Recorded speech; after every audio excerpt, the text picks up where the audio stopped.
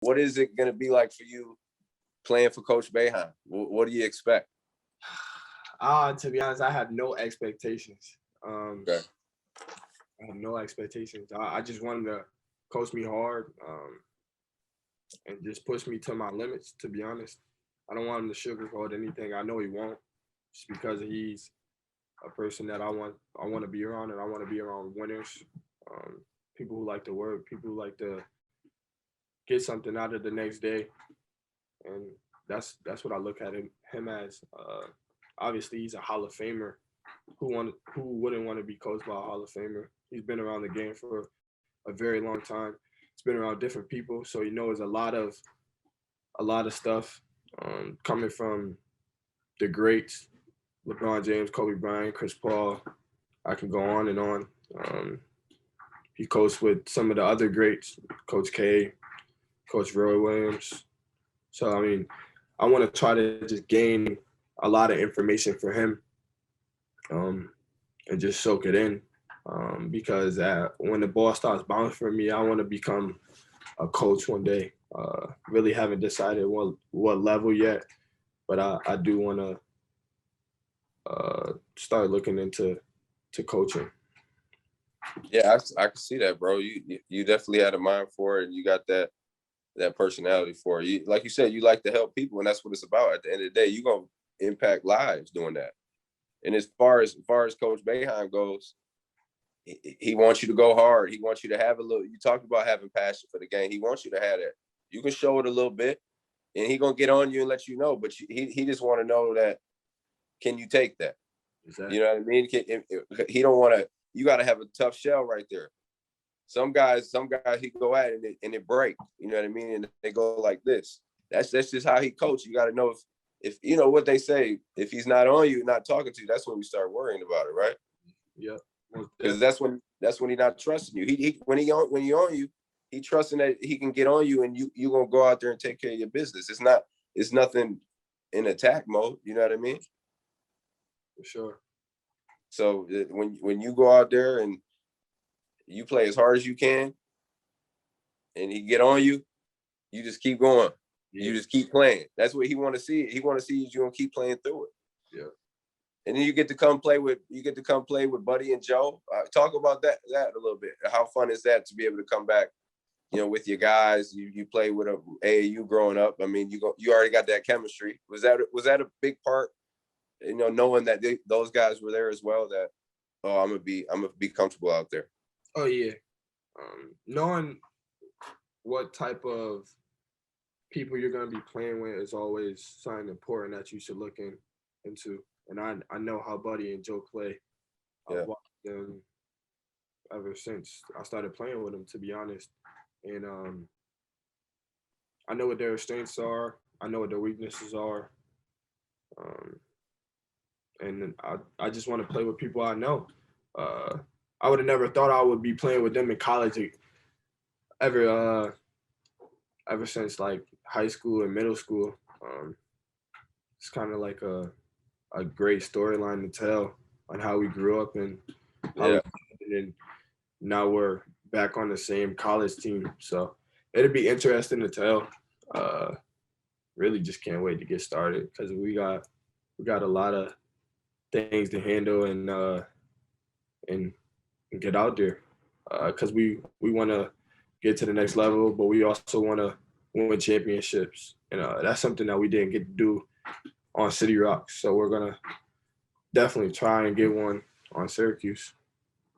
So tell everyone what you bring to the table. What can we expect next season from you?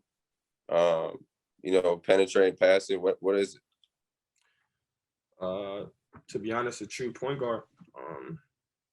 Come in the game or start, whatever Coach Boeheim wants me to do. I'm gonna be starting my role, but being a playmaker, getting guys involved, getting downhill, playing off of 2 feet a lot, finishing above the rim, finishing at the rim, and just always having that plus minus at a high rate.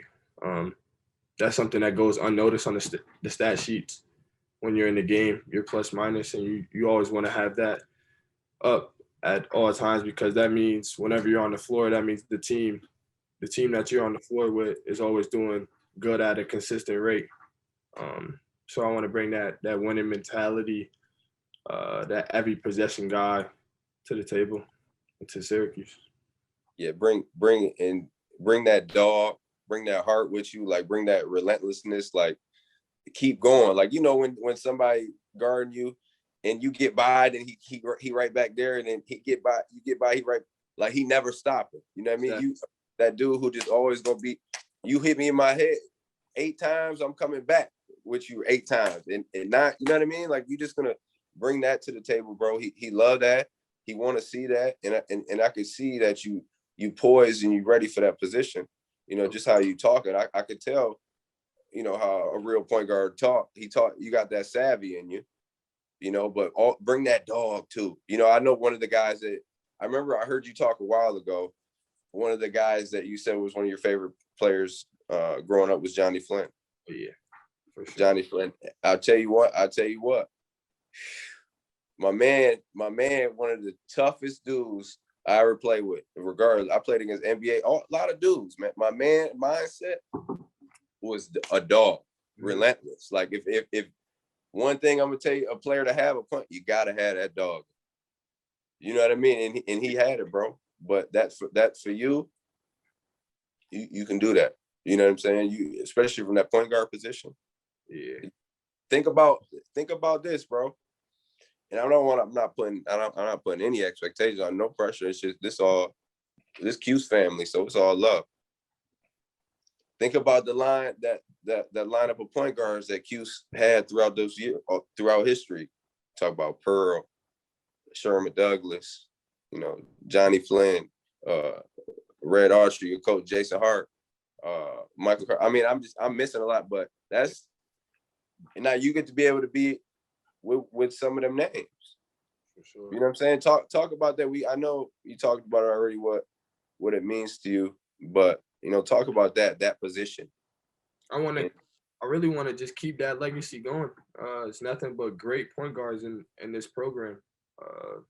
Point guards that got better over the years and showed that they can play at any level and show why they're the best at any league or conference that they're in. Growing up watching them play just made me want to be just like them or even better. They really had control of the floor. Always knew where guys was at each time. They had that energy. They had that what's the word? They just had the energy going on the floor. They just had. I wish we could have fans, because that makes it a lot better, because you can feel a totally different atmosphere, especially in the dome. Presence, they had that great point guards at Cuse. You said that was in energy. They had that presence. You know what I mean? So when they had that ball in their hand, all eyes was right there. Because they could do anything with it. You know what I mean? 100%. So, what for you growing up? What was your favorite Cuse moment that you could remember with your family? Growing up watching the game, what game was it?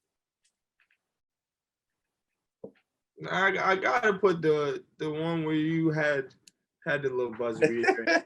I gotta put that up. I mean, that's unforgettable. That's a memory. I was watching the game too. It was incredible. You can't leave that out. But also the game that you was in with the 7 overtime game as well. 6 OT. 6. It was 6. You're right. Yeah. Yeah, that was 6. That game was incredible too.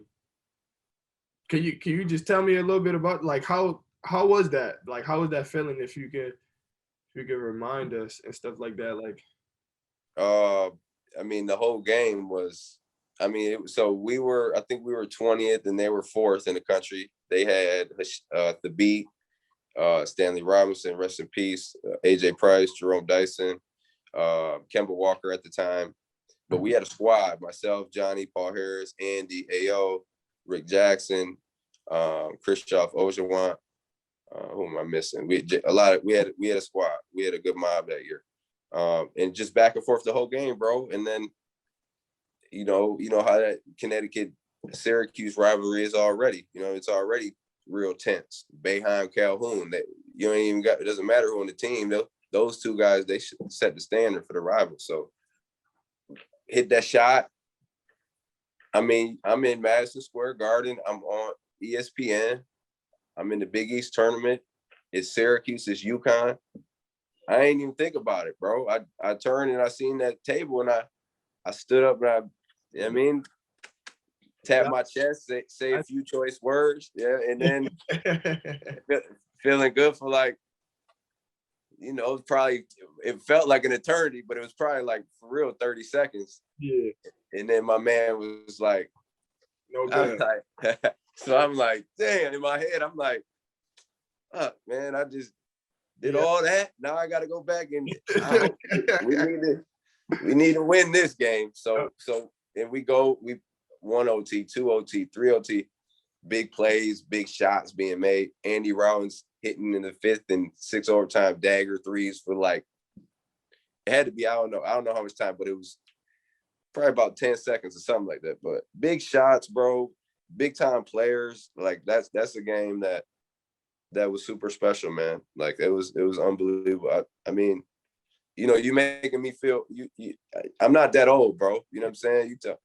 But you making me feel old, So, but that was an unbelievable game to be a part of, no doubt. That's got to go down as top 3 greatest college games of all time. It has to. That's Big East. It's the greatest. I'm gonna let you know right now. The greatest? It's the greatest. Greatest.